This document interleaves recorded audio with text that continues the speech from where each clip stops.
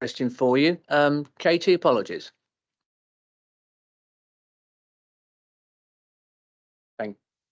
Thank you. Minutes, any observations? Look around the room. None, so we're going to approve them. Yes. Thank you. Matters arising, Graham. Thank you, Chairman. Two actions from the minutes. First, under 0822 committee matters, I can confirm that those panels that were agreed will be constituted if and when needed. The second item was a request that a link be added to future cover reports in respect of the HMI action plan. I can confirm, as you'll see later on the agenda, that this has now been done. Finally, Chairman, I know that the Director of Finance and Assets wishes to provide an update on the position vis-à-vis external audit. Mark. Okay, thank you, Chairman. Just to give members an update, there is no formal paper on external audit for this meeting. That's because the situation has been fairly fluid and been discussing the plan with the external auditors right up until kind of last Thursday or Friday to see what the plan is going forwards. As members will be aware, there's kind of nationally a massive backlog on audits, and there's plans and draft legislation on how to clear that backlog. So the plan at the moment for the 2022-23 accounts, which are still open, is the auditors will do the external audit for the value for money part only, and that for the rest of the accounts, they'll be given a disclaimer opinion. Part of the reason for that is we change auditors from the 1st of April under the new audit contract, and they didn't want to get halfway through a piece of work and then have to hand over half a piece of work, and then you're paying twice to have double the audit done. So in the interest of expediency, the plan is to disclaim those set of accounts and start with kind of almost a clean slate going forward to try and get back onto our regular timetable of getting the accounts audited in line with statutory deadlines. We're not unique in this situation. This is the plan they're executing with a number of other fire authorities that I'm aware of. So that's the latest. Both E&Y and the new auditors KPMG plan to come and give a much fuller update at our July Overview and Audit Committee meeting, where they'll talk about the outcome of value for money audit, and the new auditors will talk about the plan going forwards. But I'm happy to take any questions members may have in interim. Robbie? It's a question of process. Clearly, we're having it in July. Does the process mean that there'll be a further update to the executive committee about if there's any outcomes, so that there's some governance around it, or is it not too high risk fact that it can wait for July to be questioned? Because it's about governance and scrutiny, and I accept perfectly what you said, but we do need to be assured that we are monitoring it if that is what our purpose is. Yeah, in my view, it's quite a low risk. The accounts are being disclaimed, not because of anything we've done. It's purely the amount of time the external auditors have available to clear the backlog. Our backlog is only 1 year's worth of accounts. A lot of services have 2, 3, 4, even 5 years worth of accounts in some areas. So I think it's a relatively low risk. So I'm comfortable that it comes through the Overview and Audit Committee, where they can give it the relevant level of scrutiny it needs in July. Thank you very much. I'm reassured.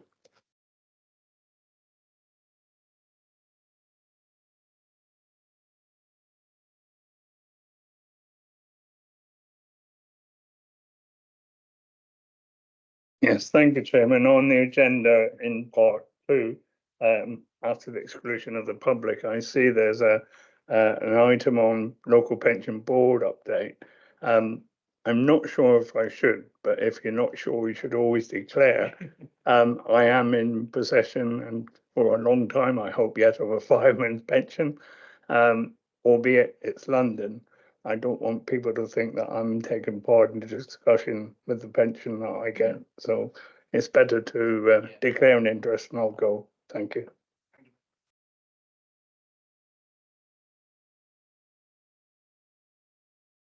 None, Chairman. Thank you, Chairman. This is a standing item, and with your permission, Chairman, I'd just like to add a little bit of editorial to this item on this occasion.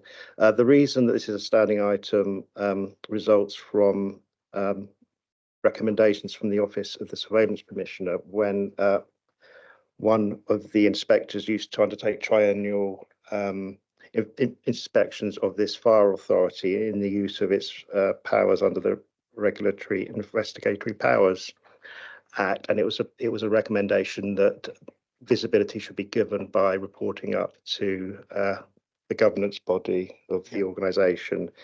Now, that last triennial inspection occurred pre-COVID, and during the COVID period, we got notification that the, as it was then, the Office of the Surveying Commissioner would no longer be undertaking inspections. Responsibility has now passed over to the Investigatory Powers Commission, and we, as an authority, no standalone fire and risk authority actually now even sends in annual returns to that body. Because no fire and risk authority in England and Wales actually has ever used those powers. Given that we are no longer inspected and given that the powers are never used, in the annual report of the Investigatory Powers Commission in 2020, he noted that the actual power was going to be removed from fire and risk authorities. So that's probably a long way of me suggesting, Chairman, that in the new municipal year, we drop this item from the agenda. If that were recorded in the minutes, that would be my proposal, Chairman. Thank you. Robin.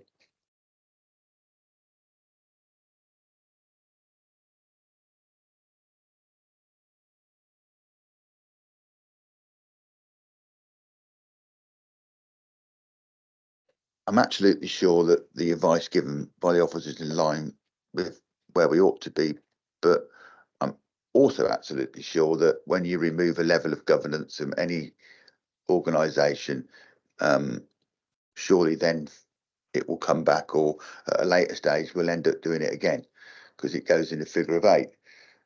Can I be assured that even though we won't be doing it, monitoring will be still taking place, even if it's at a officer level, about these things, because once you remove a layer of scrutiny, it's hard to recreate it, and I do think that it's all about governance and scrutiny, and I would seek assurance that that will be monitored in some form or fashion, even if it's only a note to the chair of the committee or the chair of the fire authority to know that is still being monitored. Thank you.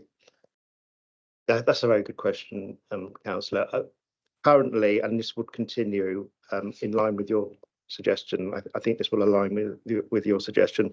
It's a standing item on an officer group called the Performance Monitoring Board, which is chaired by Doug Buchanan. Yeah. So it's a standing item there. And if by exception we did use those powers before the power to use it is removed by legislation, if by exception, then that would get reported up to the committee. Yeah, of course. Thank you. Thank you for the question, Robin.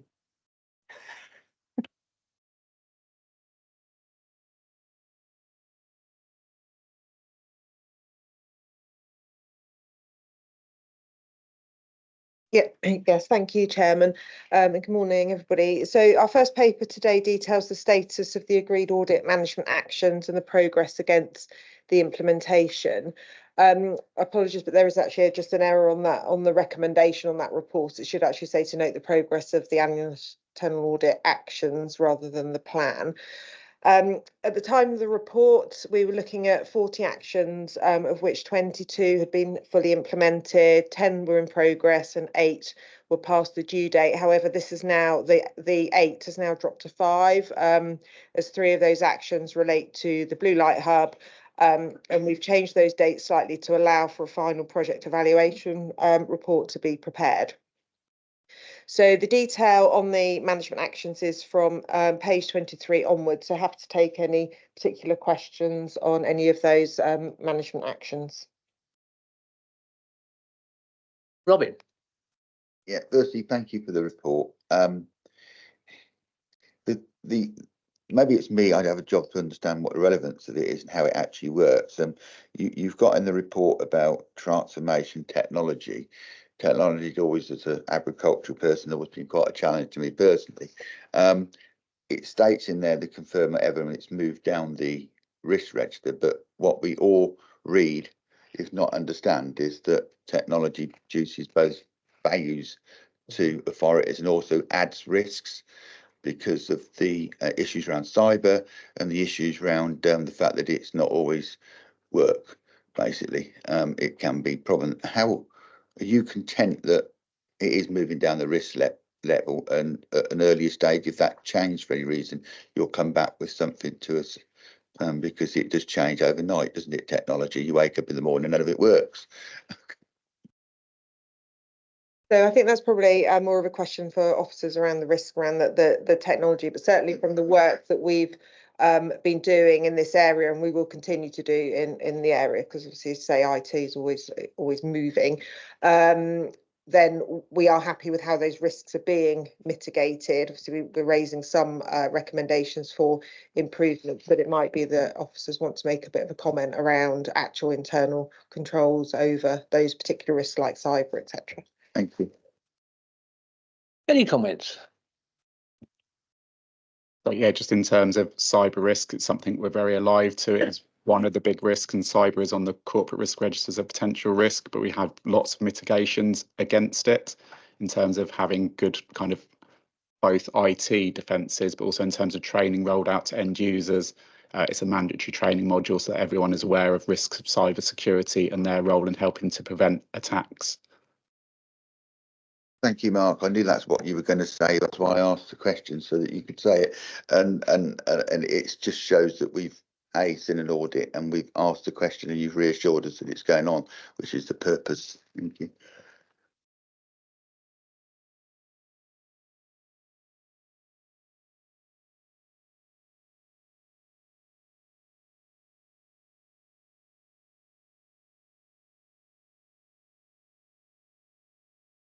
Thank you. So the next paper is an update on final reports which have been issued since the last overview and audit committee meeting. So we've got three reports coming in front of you here. I'm going to take the first one on the medium-term financial plan assurance review. This is a slightly different approach. So the report looks different to what you're used to. So this was more of a sort of a consultancy assurance type review, or looking for improvement opportunities in the processes which are currently in place. And this particular piece of work was carried out by Mazars, who are our audit partners, who have the benefit obviously of seeing these processes across a number of other organisations, so could recommend areas of best practice to improve the processes here.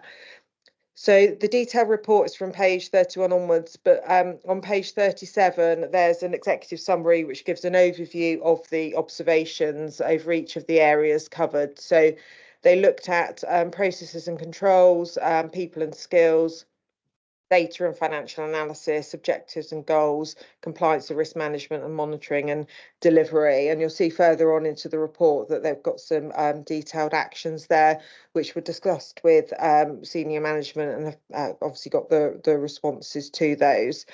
So I'm happy to take any, if you have any questions on that particular report. Thank you. Yeah, thank you again for the report. I don't know what page it is on yours, but on mine it's 50 and 52. There's some specific things marked in the red around understanding the budgets, within the budgets, or automated data, clarity around charges. And on the previous page, there was a comment, well, several comments around operational investment, savings, audit, and they're all in the red.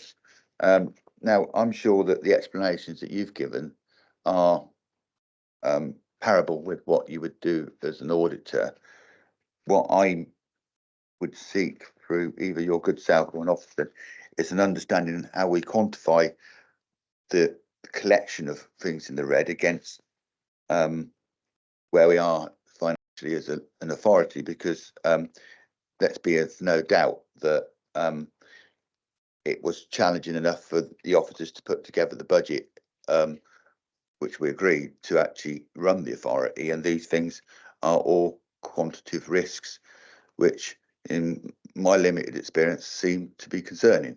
So I'm sure there is a logical explanation how they're being dealt with, but as an auditor, do you feel that the amounts of reds we've got are excessive, normal or in line with what other comparable fire authorities are presently experiencing, knowing that the finances of local authorities are at best tested and at worst fragile.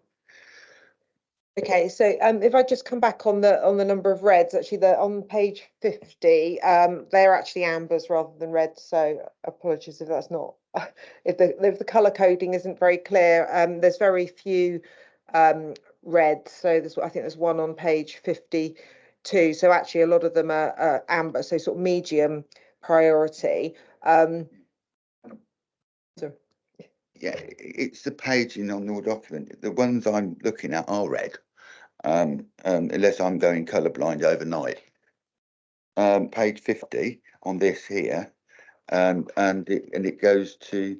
I'm very happy to be wrong. In fact, I'd like to be wrong on something like this. And then you go into page 49, and you go in therever, but it looks red to me. That one's red. Yeah, there is a difference, isn't there? Maybe the colour coding of the dots and the paint needs to be refreshed on the printer. You know, and if that is so, yeah. Sorry, apologies, councillor. I think on the printed document, some of the ones that are red have some of the ones that are amber have printed out red for some reason. I don't know why that is, but on my screen they're amber. Well spotted. Just to give some reassurance. So in terms of overall financial risk, when we come onto the corporate risk management, you'll see our overall financial risk is amber. So as you've articulated, there are some challenges, but I think we're probably in a relatively good position, although there are some uncertainties that kind of persist, especially around USAR funding and business rates, which we can cover at a later item. For your reassurance around this, kind of the high priority ones on this aren't so much about the financial risk, they're more around the process and making sure it aligns with kind of corporate priorities and also our risk register. And that's really helpful. It's a piece of assurance work to help us improve future processes. We had a similar piece of assurance work, if you remember, brought to the last committee around kind of our CRMP corporate planning improvement plans bit. And so as we go through that process, we'll make sure that absolutely ties in with the budget process to make sure we're absolutely aligning all our corporate priorities with our budgets and efficiency and improvement plans to give you that reassurance. Thank you again, Mark. But they are looking red, and they do look red. Hence my question. And I like colours, and it attracts me. And bright things do attract me, shiny things, and I was drawn to it. So your explanation is reassuring, but you're trained, aren't you, as a councillor, to be drawn to these things, and maybe could we refresh the printer, the ink, or at least put an R by it, or so as poor mortals who. I think we've all been reassured now, Mark. Thanks for that. And the colouring is wrong. Okay, so thanks for that. Maggie, can you move on? Or Bill, what about colours, isn't it? No, I'm not talking about colours. I'm talking about a sentence in here that I'm worried about. On page 50, clarity and changes, the first sentence, what changes have been made and by who? That worries me if we don't know who's doing it, because somewhere everything is signed off or given to a particular officer to do. I don't understand what's being said there. So I think this particular recommendation refers to the kind of the spreadsheet that sits in the background that we use to build the budget. So there'll only be a limited amount of people that have access to that. I think it's probably 2 or 3 people that are going to make the changes. It doesn't always say who's made a change to it, but I can reassure members that everything goes through the formal governance, and any changes between formal versions of the budget are kind of well documented and covered off. It's more a recommendation around the internal control of the spreadsheet and versions rather than formal approval routes.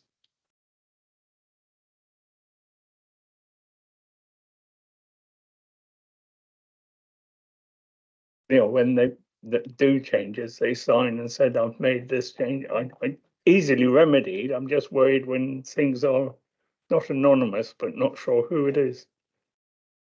Are you going to come out with the same advice? Okay. That's fine. We've given it. So next question, please. Thank you. Can I take you to risk ownership on page 54 and ask for the timeline for that work, please? This is in relation to the oversight of risks referenced in approved bids and how they'll be carried out. It seems to me that if we've got a red in there, we should at least have a timeline for that work. Yep, certainly. So this relates to when we present the growth bids when we're building the budget. So the growth bid process for next, also the year after next, will start around kind of June, July time. So we're going to refresh the project documentation, taking on a number of the recommendations that are within this report, making sure there's clear links there between the risks and the financials. So that will be part of that process starting kind of from June, July this year. And will that take us to green? I would hope so, yes. Thank you.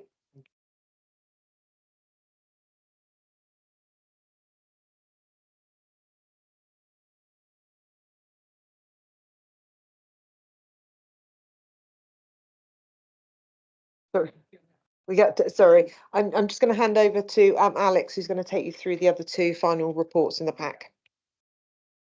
Okay, thank you, Maggie. So the core financial controls audit, which starts on page 65, looked at key financial controls and payroll controls in place at the Fire Authority.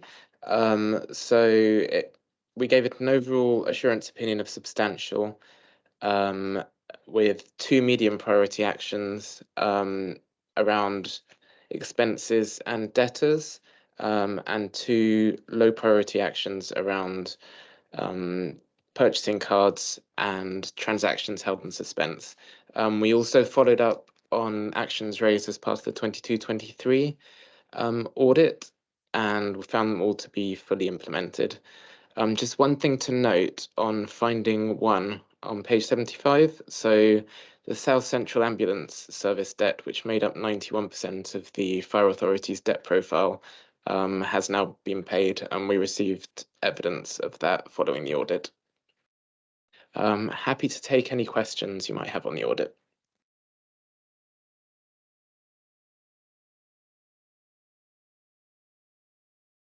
I know your debt profiling, which is correct. Is there any synergies or patterns that we're seeing with our organisations we work with around their fragility to meet obligations to us that we should be aware of? Because government settlements aren't always what they should be, and organisations working within their contracts rise, and inflation has been a present factor in our lives. Is there any thing there that we should be wary of? And if it is, at what point would you advise us? I don't think there's anything in there we should be unduly concerned about. It did note the risk around SCAS in there. That was more to do with they had a change of staff that were looking after that contract. It's a very complicated lease contract for the Blue Light Hub. So it's kind of re-educating them on how the service charge worked, how it was calculated, all the background to that charging. That was why that one took a long time, rather than around their financial resilience. That covered 90% of our debts, as Alex said. Most of the other debts we have are really kind of small level amounts. There's no other big significant debtor other than SCAS, which, as Alex says, has now been resolved.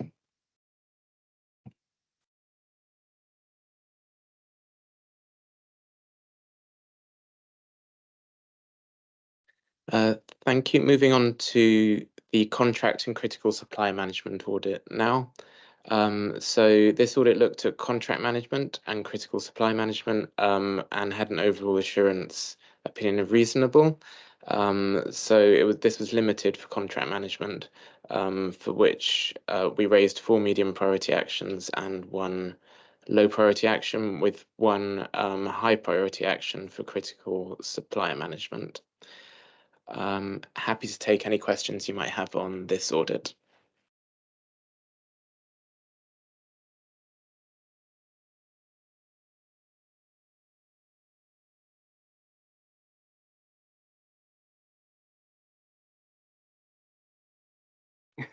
So there were 3 final audit reports, and the recommendation is that they be noted. You agree with that? Moving on to the next. I have been reassured we have found a red. Just how the meeting on it was performance matrix, which probably means we need to add a red about colour coordinations. That is definitely That is definitely red. Yeah, you know, just to help. It was kindly given to me. I can't claim responsibility for knowing which colour it was.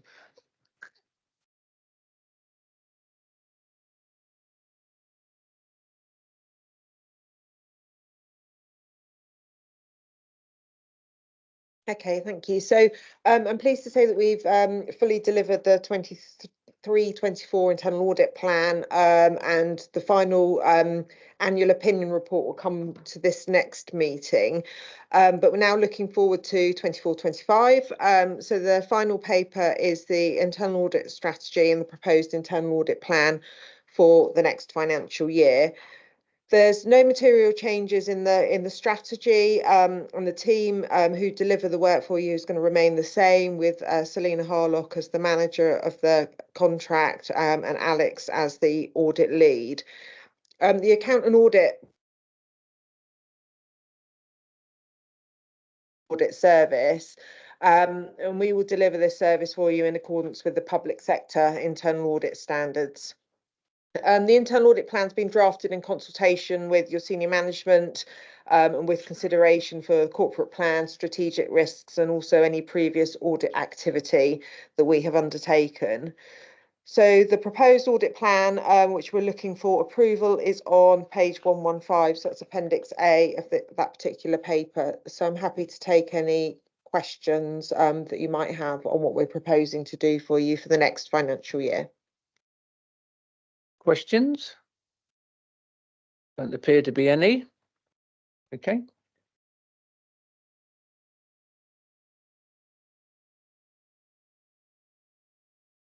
There's the button. Thank you, Chairman. So the recommendations are the internal audit strategy be noted and that the annual internal audit plan be approved. Agree?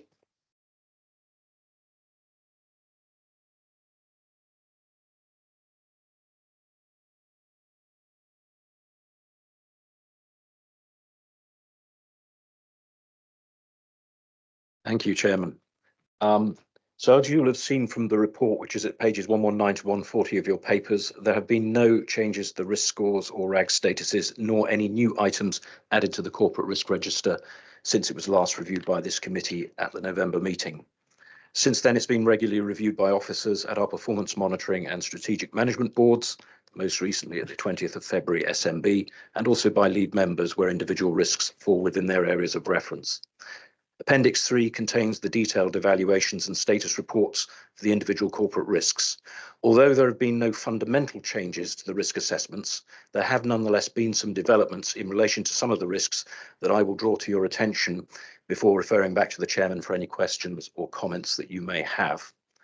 Firstly, regarding the workforce availability risk, which is detailed in Appendix 3 at pages 127 to 128, I just want to draw your attention to the strikes minimum service level regulations for fire and rescue services, which were laid before Parliament in February in the form of a draft statutory instrument. I won't go into the detail of the draft regulations, as I know that you had an opportunity to discuss them at the February Fire Authority meeting. Obviously, we will continue to monitor their progress. In terms of timescales for implementation, these are somewhat uncertain as yet. We've been advised by the Home Office that the next step is a 3-month engagement period with the unions, following which they will then be subject to further consultations before they are finalised and come into force. So they are as yet some way off. Turning to the financial stability risk, we have kept the risk score and RAG status at the low end of the medium spectrum, but we'll keep this under active review, given that there are, as you will have noticed from the report, and as Mark indeed mentioned earlier, some ongoing uncertainties in relation to some of our key revenue streams, particularly business rates, and also some of our government grant funding for things like USAR and pensions. Moving on to the climate change risk, I would just like to draw your attention to the assistance that we provided to Royal Berkshire Fire and Rescue Service during the fluvial and groundwater flooding that occurred in January across parts of the Thames Valley. Over the border support has been the subject of much discussion in recent months, and this presents an example that shows that it does work both ways, particularly in relation to more specialised forms of support. Finally, I will just mention the ongoing work in relation to the values and culture risk, and in particular following recent events at South Wales Fire and Rescue Service, since the publication of the findings of the independent review of issues that began to emerge early last year, of which members will doubtless be aware of, not least from the recent news coverage in relation to this. As part of our ongoing work to identify and mitigate any similar risks here in our service, officers are carrying out a full review of the findings and recommendations from the South Wales report to see if there are any implications for us that are not already being addressed in our existing action plans, which we reported on to members last year. So that is everything that I wanted to draw to your attention, and I will now hand back to the chairman for any questions or comments that you may have. First, thank you, Stuart, for the report. I think it concludes that some time back we had a challenge to get the environment into the corporate risk register, and it was some resistance some time back, and we managed to get it into the corporate risk register from this committee. Got it for the full authority. What it demonstrates is that this is an unknown risk and it's changing, and you've demonstrated that we had to offer support to somebody else. So that was a good decision. And I think that this is something that unfortunately we're going to be discussing going forward. The second, that's a comment and probably more than a question. The question is, and I seek advice from Graham, is you said about the employment issue, which is mentioned in the report about the government legislation around right to strike, which is mentioned in the report, so it's in the public domain, so I can mention it. I seek advice from Graham on how far we can go into that discussion, and whether that does mean now that that is an open topic for the members to discuss around the known challenges in that legislation to employment rights of workers within the authority, which was not asked for. It was given, not asked for. I mean, sometimes you get presents at Christmas you actually want. This is probably a present we didn't want. So I seek advice from Graham how far we can go in the discussion. That before I say anything else. Thank you, Chairman. Thank you, Councillor. If your question is in respect of the decision taken in exempt session at the full authority last month, that's still subject to a communications plan that's yet to be rolled out. So there are still some commercial sensitivities in respect to the detail of that decision. If it's a discussion about the minimum service levels regulations, which the officer has indicated is still very much in a nascent stage, and there's a lot of hurdles to jump before that those regulations come into force. If it's a general comment about that, then that would be in order for the committee to consider as part of the corporate risks. Thank you. You obviously know why I asked for advice, and it's always good to ask for advice around these things. How has this element of change to employment rights been received? And with our valued employees, because I think without question, it's always been a matter of law in this country that people do have the right to withdraw their labour if and when their settlements at the final thing with the employer has been removed. This is quite a large change. And how has the negotiations or conversations gone on around that issue? Because I'm challenged in how I can talk about it, but I've been advised I can talk about those issues in relation to the employers. So I think I need to understand how that is going on and how the discussions are going on and what work's been undergone that we can talk about. Okay, Simon. Thank you for the question, Councillor. Yeah, in terms of employees, how that has been received, I think probably the most relevant comment would be around what the Fire Brigades Union have responded on behalf of the majority of our employees who are members, operational employees who are our members, say they oppose these proposals. So I suppose from an officer's perspective, we will continue to work and in dialogue with the Fire Brigades Union and our employees as we would with any other matter as this was progressed through legislation. Lastly, very lastly. Thank you for that, Simon. So, Can we, through Graham, at the appropriate time, can we bring these issues combined back to allow us to have a in-depth conversation around the variances and the implications to working practices? And I think that's something that Graham needs to think about and then come back via yourselves, taking his response as given around these issues, because it's something that is a matter of record, or will be, and we need to discuss it in public forum. Excuse me. Thank you, Councillor.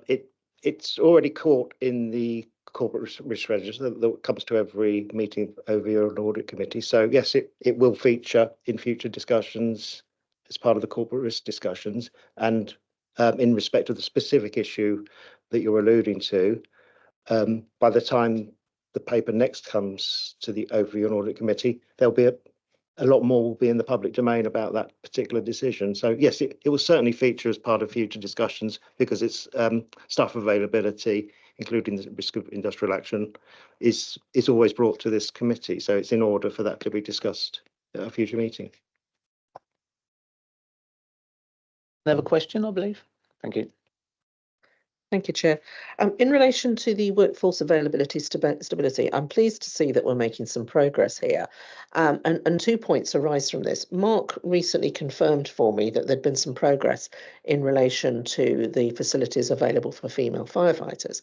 But I have to say, I was really shocked when I visited my local fire station to see that the referred to ladies' changing area, women's changing area, was in fact a cupboard. I'm assured that those amendments have been made and there's going to be some work done, but it does provide to me an underlying concern that we're not taking this issue particularly seriously. The room was no more than, you know, what you would store your hoover and your bucket and mop in, and the only facilities available were a chair and a hairdryer, but no socket to plug the hairdryer in. I think that this is, you know, unbelievably poor service to the women and will not help us with recruitment. And secondly, my point would be is how much lobbying have we done with the government to see whether or not the £5 that we anticipated would have come through? And I appreciate they're two very different subjects. Yeah, two very different questions. I'll attempt to answer them both. So the issue around Newport Pagnell was where we're doing stuff differently. Newport Pagnell was never designed to have staff sleeping on station, as it's a day crew station, but things change, so we need to keep up with that. I spoke to the property manager this morning, so I thought this one might come up. So at Newport Pagnell, we've reconfigured all the electrics, all the data, all the cabling. Currently, the walls are going up this week.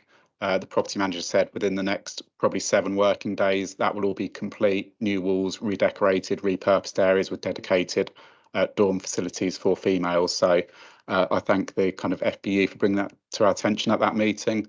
To reassure members, we are over the next few months going out and doing a kind of audit's not the right word, but just assuring ourselves around the property standards on each of our stations, engaging with staff, kind of, okay, what works, what doesn't work. And we'll bring that back to members at a future meeting to say, this is the current standard we've set, this is where our gaps are, this is how we propose to close the gaps and the deficiencies. We've done a number of quick wins recently over the last couple of months. So in terms of access at the Blue Light Hub, we've motorised the front door, and we've done a couple of prayer rooms at Aylesbury Fire Station and also Broughton Fire Station, which has kind of been really well received by staff. So it's something we're continually working on. There is, to some extent, a little bit of catch up, as you say, because we do change the way we work. We need to respond to that. But that issue at Newport will be rectified within the next couple of weeks at the latest. Thank you, Chair. I'm reassured by that, and I look forward to seeing the work plan and having a look myself to see what the improvements are like. Thank you. Absolutely. Sorry, you're going to have to remind me the second question now. Lobbying. The second question was in lobbying to do with the finance, because a £2 reduction is quite significant that we'll have to cover. Yeah, so in terms of lobbying, part of my role is I lead the National Fire Finance Network. So I'm heavily involved at a national level with lobbying. I regularly speak to the Home Office every couple of weeks in terms of plans going forwards. Ultimately, I think because it was an election year and desire to kind of keep the overall level of council tax down nationally, that was where we're unsuccessful. So the need was recognised. It's going to depend on the timing of the next comprehensive spending review, when the next election is, as to whether it's a rollover, whether we can kind of put a longer term ask in place.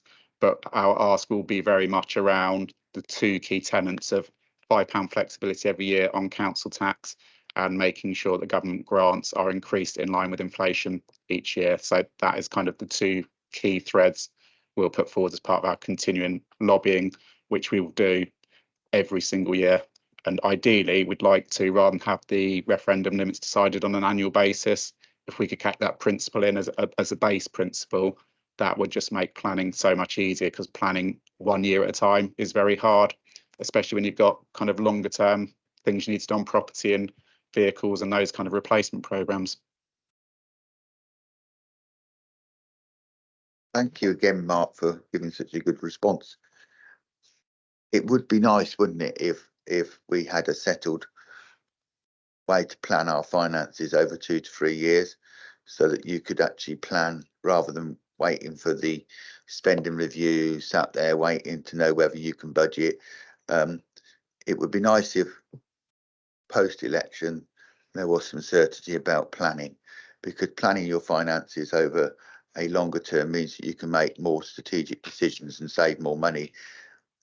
We're in a situation where for probably a long decade or more, we've been reacting to that review and then having to, and all local authorities are in the same position, that they can't really know what they've got until they're told what they ain't got. And I do think that you make a really salient point about the journey that needs to be gone into about local government support grants into public services. The figures are out there, the facts are true. There's a challenge across all authorities, and we are, compared financially to other fire authorities, quite small financially. And I'm pleased you'll carry on lobbying, but as anyone who's been around with elections, they tend to change the landscape, probably don't actually change the features in the landscape. The problems still remain. So I think that we need to be constant to that change, and maybe decide our view as an authority when it comes to how we wish the scenery to change. And that means come back and make a decision about how we lobby any change after the election or non-change after the election, so that we can actually get this seed, because we can't carry on from 1 year to 1 year like this, because you cannot plan in the way that we want you to plan, because you're reacting to the scenery instead of planning for the purchase of the furniture to go into the room, so to speak. Mark? Yeah, I think there's some really good points in there, Councillor. It is difficult to plan 1 year at a time. We do the best we can, and we've got mechanisms we can do to help with that in terms of reserves, so setting aside a bit of money which we can plan over a longer term. But yeah, the longer term financial settlement we can get, the better. As you say, we don't know what this landscape's going to look like in the next year in terms of the politics, but any support that members can give us to help with that lobbying would be massively appreciated.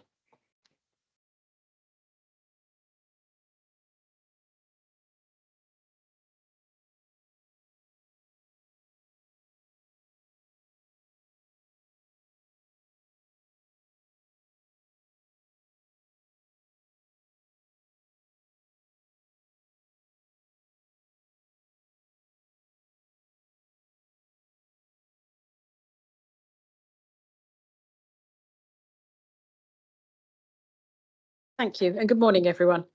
In October 2023, Buckinghamshire Fire and Rescue Service received its 2023 to 2025 Round 3 HMIC FRS inspection report. The report detailed 3 causes of concern focused around prevention, protection and EDI. The report was presented to the Extraordinary Fire Authority on the 24th of October with input from HMI of Roy Wiltshire. A HMIC FRS action plan was developed and submitted to them on the 15th of November and presented to the Fire Authority on the 6th of December. This report shows progress against the action plan. 5 actions are now complete as at the end of January 2024, and we have highlighted key progress in the report against the 3 causes of concern. The 6 actions that are shown as not started is due to their start date being after the report submission, not that they are overdue. Whilst this report focuses on causes of concern, work also continues on the areas for improvement, and a more detailed update will be provided on those in the next update. In November 23, HMIC FRS informed the service that we would be entering the supportive engage process. The focus of the engage process is to assist us in finding ways to improve and resolve the identified causes of concern and provide a better service to the public. We have attended the first fire performance oversight group and we have received positive feedback. The next FPOG or fire performance oversight group is planned for June. To ensure focus on the action plan and to support the engage process, the service has set up a HMIC FRS improvement board chaired by the Chief Fire Officer. These take place monthly and are attended by the strategic owners of the action plan, HMIC FRS and the FBU. We are now preparing for the HMIC revisit in May 2024, and this will focus predominantly on prevention and protection causes of concern with a small element on EDI. We have also taken the opportunity in this report to include an update on the HMIC FRS values and culture recommendations. There are 4 recommendations in progress which will be completed before the next update. Due to the timings of the Fire Authority not being till June, an updated version of this paper will be presented then and an updated action plan. Thank you for your time and I'm happy to take any questions. Firstly, Marie, thank you for the time you're putting into this, and you could term as a recovery plan, which is a huge responsibility that you've undertaken to make sure that we meet known characteristics expressed in that report. Though I appreciate the work you're doing, it was quite significant in the sense that it was quite commented on at the time, and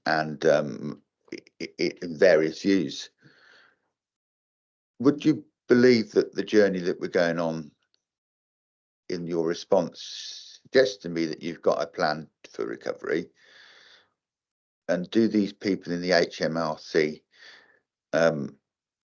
cut us enough latitude to be able to do this properly, thoroughly, and make sure that we don't have to return to it? When I say that, it is if you rush to do something because you want to get a tick, rather like Ofsted and things, sometimes you miss the very things that actually you have to come back the next time because you missed them.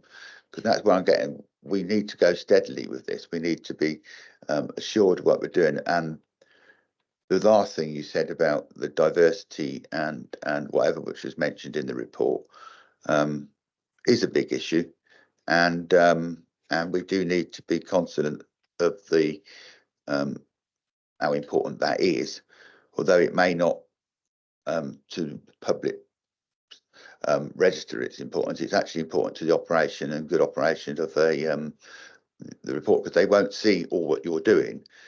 I'm assured you're working hard. So basically, do you agree that these things have to be progressed slowly enough to get them right, rather than headlong into it to actually just get a tick because we had such a bad reaction to the report in the first place? Yeah, if I just take the last bit first around EDI, I think one of the things that is good to see is that the number of actions around EDI is quite great, because we do understand the importance of it. So there are some more actions in place. So if I just cover the EDI part, I think the other part is trying to find a balance of taking action quickly, but then making sure whatever action we've taken is sustainable and monitored, and actually is having impact on the end users and making a difference. And that's one of the biggest bits that we're picking up a part of the HMIC improvement board, is that sustainable piece. And actually we had Jo Hayden, who's the Chief of Staff of HMIC, on our improvement board earlier this week, and she made exactly the same point. It is not a checklist. It's about making sustainable change and making sure staff are feeling that change and understand that change. So we are taking that on board. I've got Mick to come in. Yeah, thank you very much for that sincere response. Okay, Mick. Yeah, good morning, everybody. Apologies, I'm not there, and I don't even think my camera's working for some reason. But no, it was just really to support what Anne-Marie has just said. One of the things at the Fire Performance Oversight Group meeting that was raised by the Chief HMI, Andy Cook, was around continual and sustainable improvement, and that's what we're aiming to demonstrate in all of those key areas, making sure that everything is embedded and that we revisit that and how we link our future performance measures to all of those actions that are contained within the report. So it was just to support everything that Anne-Marie said and to give members reassurance that we're working very closely with HMI and National Fire Chiefs Council and other strategic support sponsors that we have in order to make sure that all of the improvements that we do bring along are sustainable and continual as we move forward. Thanks for that. That's very helpful. Thanks very much, Mick. Questions? Oh, With the 3 areas of focus in the HMI action plan on pages 142 to 143, being prevention, protection, and EDI sitting within our HR, is it an oversight that in the terms of reference for the improvement board, the head of prevention is not included? Is that a person who should be involved in that?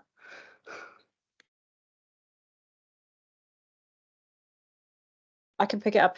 Yeah, so at the time of writing the terms of reference, the role of the Assistant Chief Fire Officer was covering the prevention element. We are taking the opportunity to review the terms of reference for both the improvement board and the tactical group, so we'll take that feedback on board. Robin.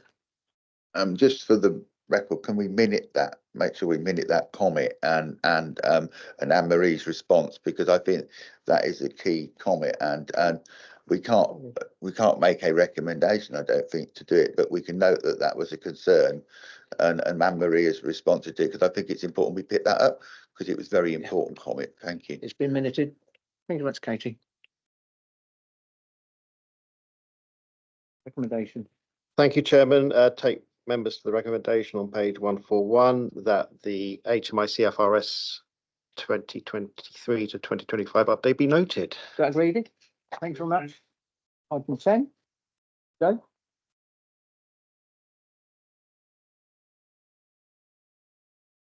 Thank you.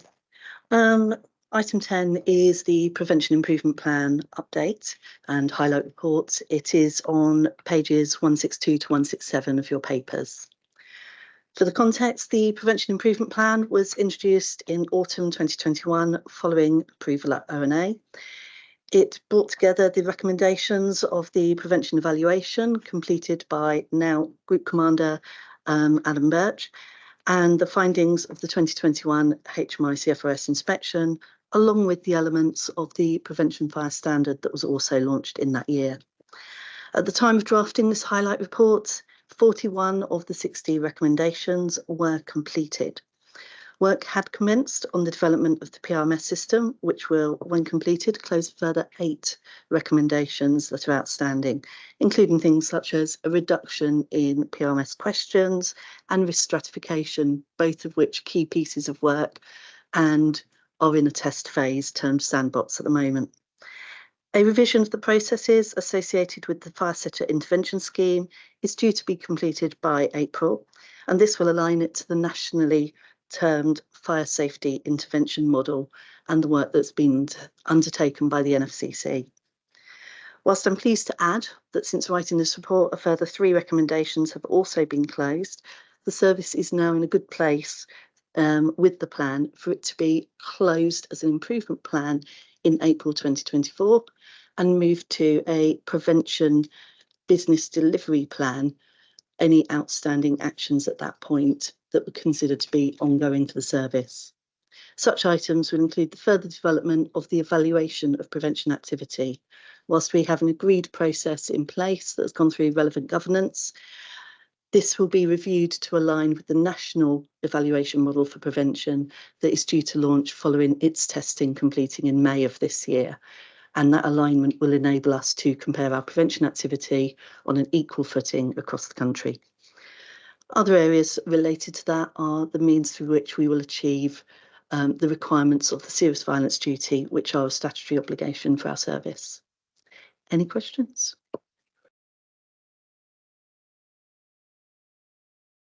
Firstly, Jonah, thank you for the report. Thanks at the time. Historically, the lead member around this used to be, still correct, it was Councillor Steve Lambert. And when these reports went to us, I always felt that he took ownership of the whole question around diversity, equality, and whatever.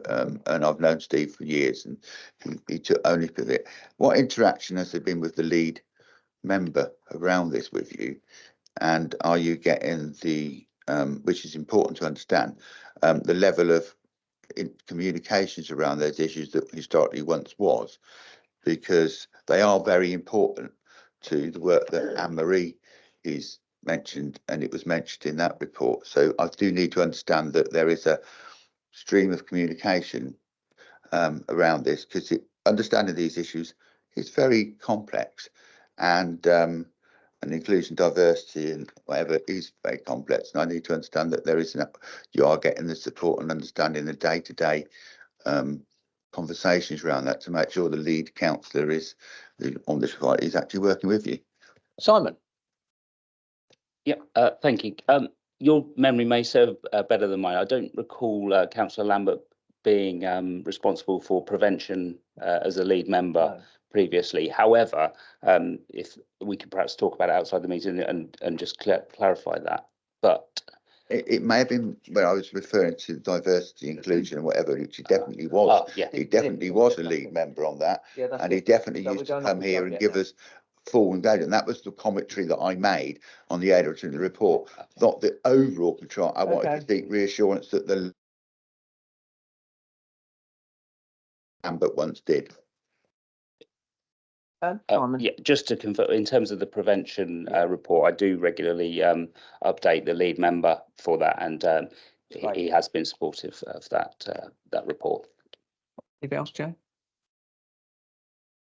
In terms of the lead member side, work with Stephen Lambert has occurred separately from the diversity and inclusion element. And there have been conversations about some of the engagement with different sectors of our community, which sit alongside prevention, but not with him being our lead member. Engagement in that respect, being some pieces of work being undertaken by some of our territorial group commanders who are for North and South and have been looking to engage better with the understanding that sits within their service delivery area of the communities that they're serving. Thank you, Anne-Marie, because I always knew that you knew more about it than I did. And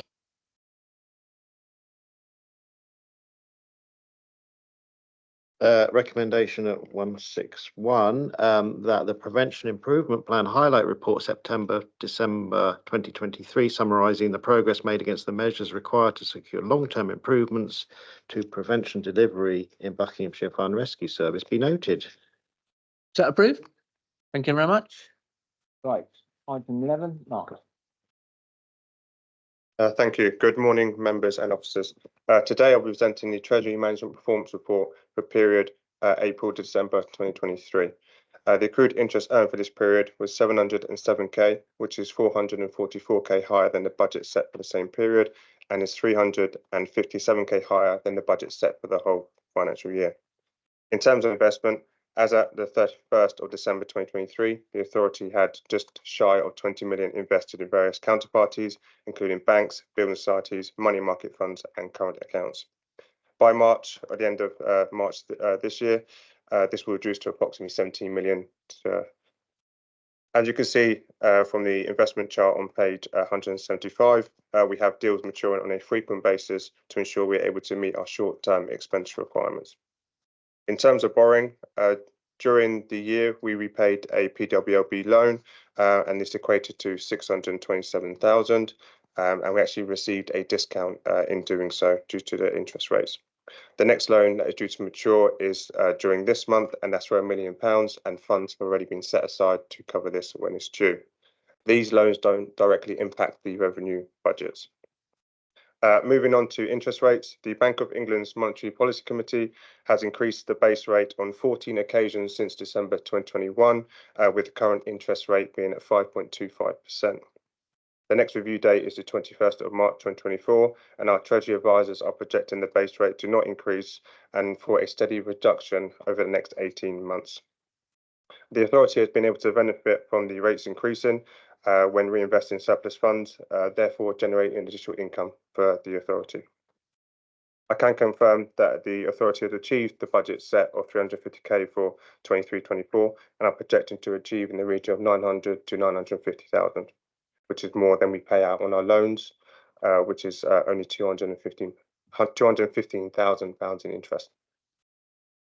The Treasury strategy for 24-25 was approved at the authority in February, and as part of the budget setting and MTFP process, so the medium-term financial plan, the investment budget has doubled to 700,000. The budget set is achievable, and this income would be very helpful in supporting the revenue expenditure. Finally, I will continue to monitor the cash flow on a regular basis to ensure the authority can meet the short-term expenditure requirements and maintain adequate liquidity. Thank you, and happy to take any questions. One round repayment of loans, just to see, because sometimes the loans we've got are at a lower rate than we can get, which you quite rightly said now. And what is the advantage of paying back a loan which you can't borrow the money at that cheap rate again? Because it might have been taken out when the rates were lower before we had the changes in interest rates. Or are those loans very historical ones, so they're at a higher rate, so we're paying them down because they're more money than what it is presently today? Just to understand that, why we're rushing to pay them down. And there was a second question. So just in terms of the loans, because in our medium-term financial plan, we're not forecasting any future borrowing, we don't see there's a refinancing risk. A lot of these loans were historical and were taken out. Probably the newest one was probably even taken out 10 years ago. So as Marcus said, depending on the level of interest rates, you get either a discount or you have to repay a premium when repaying it. Because of the way interest rates have moved, we actually got a discount when we repaid it, so it cost us less to repay than the total principal due. So that's the advantage of paying it down early, is you get a discount in doing so.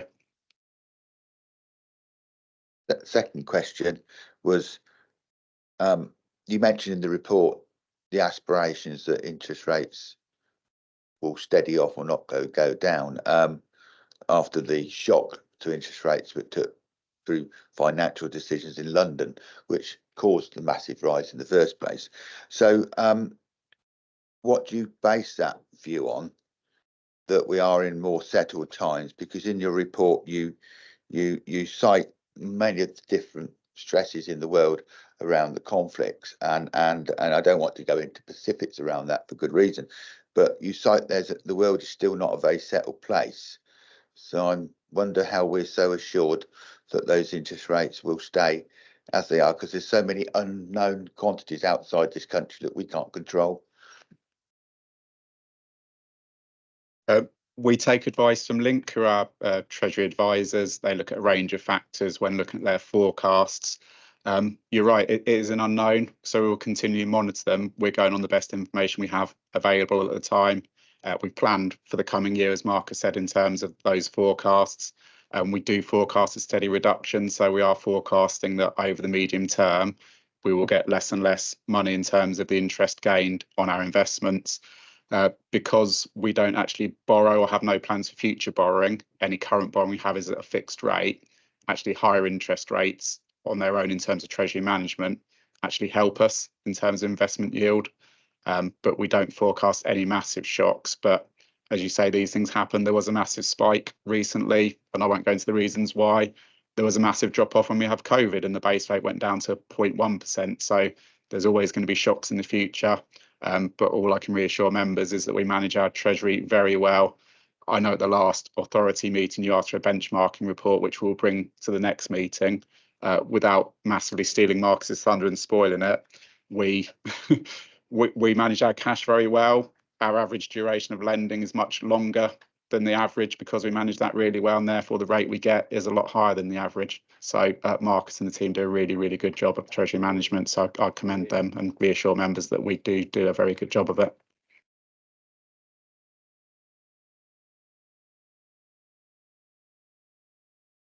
Graham, I'll take the committee to the recommendations on page 169 that the Treasury Management Performance 2023-24, April to December 2023 report be noted. is that agreed? Thank you very much. Excellent. And we have got some excellent officers here looking after. Forward plan as set out. Graham. This is for noting, Chairman. Okay. Oh, Sorry, just to note, Chairman, that following my previous update, there will also be an update from external audit as part of the forward plan at the next meeting. It's noted. Right. Let me give the exclusion. thank you, Chairman. Do you want me to put the recommendation? Yes, but So it is recommended that the public and press representatives be excluded from the meeting by virtue of paragraph 3 of part 1 of Schedule 12A of the Local Government Act 1972, as the report contains information relating to the financial or business affairs of a person, including those of the authority. And on these grounds, it is considered the need to keep information exempt outweighs the public interest in disclosing the information. That's the recommendation, Chairman. thank you very much. I think that's moved. Carried. Carried. Thank you very much. Simon. Just could have stopped the recording. Yeah, we're switching off everything.